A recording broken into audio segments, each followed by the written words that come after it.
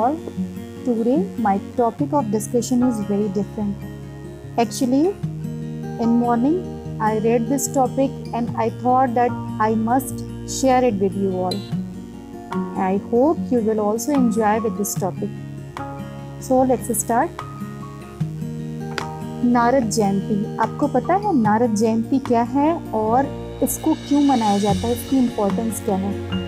और उसके पहले सबसे इम्पोर्टेंट क्वेश्चन ये है कि भारतीय इतिहास में जो सबसे पहला पत्रकार या जिसे आप रिपोर्टर कहते हैं कौन था?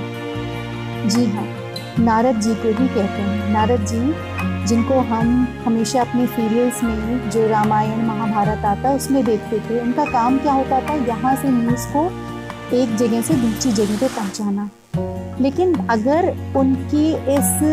उनके दर्शन को या उनकी फिलॉसफी को हम ढंग से पढ़ेंगे तो आप देखेंगे आज के सिनेरियो में एक रिपोर्टर को, एक पत्रकार को जैसा होना चाहिए, बिल्कुल वैसे ही आदर्श पत्रकार नारद मुनि थे। और नारद मुनि, नारद से देवर्षि नारद तक की ये जो यात्रा है उन्होंने पत्रकारिता से ही तय की थी। और इसी पत्रकारिता की वजह से या यही पत्रकारिता उन्हें इस लोक और परलोक में यश और कीर्ति का आधार भी बनी थी। देखते हैं एक पत्रकार के रूप में नारद मुनि, देवर्षि नारद के अंदर क्या क्या गुण थे। आइए थोड़ा डिस्कस करते हैं, थोड़ा बताते हैं, थोड़ा जानकारी जो मैंने ली है आपसे शेयर करते हैं। नारद मुनि, लोक मंगल ही नारद मुनि की पत्रकारिता का उद्देश्य रहा था। देवर्षि नारद आदि पत्रकार, मतलब सबसे पहले पत्रकार होने के साथ साथ लोक कल्याण के उपासक भी थे। वे तीनों लोक में निर्बाध रूप से भ्रमण कर सकते थे और लोक हित में किसी से भी सत्य और नीति युक्त बातें कह सकते थे। क्यों? क्योंकि वो पत्रकार थे। नैतिक सलाह देना और किसी घटना के दूरगामी परिणाम के बारे में सजग करना उनका स्वभाव था। नारद मुनि एक पत्रकार होने के नाते दो परस्पर युद्ध खेमों में युद्ध काल में भी बड़ी सहजता से विचरण कर सकते थे, बस इसलिए क्योंकि वो पत्रकार थे। उन पर सभी का विश्वास था। सूचना संचार के क्षेत्र में उनके प्रयास अभिनव, तत्पर और परिणामकारी रहते थे।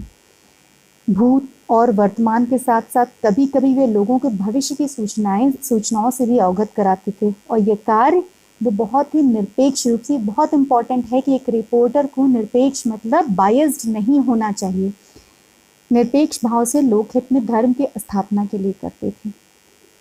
वैश्विक महामारी के इस काल में पत्रकारों की भूमिका पहले से भी ज़्यादा महत्वपूर्ण हो गई है, इसलिए अफवाहों को रोककर सही सूचना जन साधारण तक पहुंचाई जाए, ये बहुत बहुत और बहुत ज़्यादा इम्पॉर्टेंट है एक रिपोर्टर के लिए। नारद जी जैसे पत्रकारों को नारद जी जैसे पत्रकार जो हैं, ऐसे ही सच में देखा जाए तो वास्तव में ऐसे ही पत्रकारों की वास्तव में आवश्यकता है, ताकि वो लोक मंगल के लिए अपना सब कुछ न्यौछावर कर सकें और पत्रकारिता जगत में जन साधारण के लिए जो व्याप्त चुनौतियां हैं उनका सामना करने के लिए उनके अंदर एक क्षमता होनी चाहिए। किसी भी सूरत में एक पत्रकार को, जो कि नारद मुनि करते थे, नारद मुनि की भांति किसी भी पत्रकार को समाज, धर्म और राष्ट्र हित से समझौता नहीं करना चाहिए। ये बहुत जरूरी है।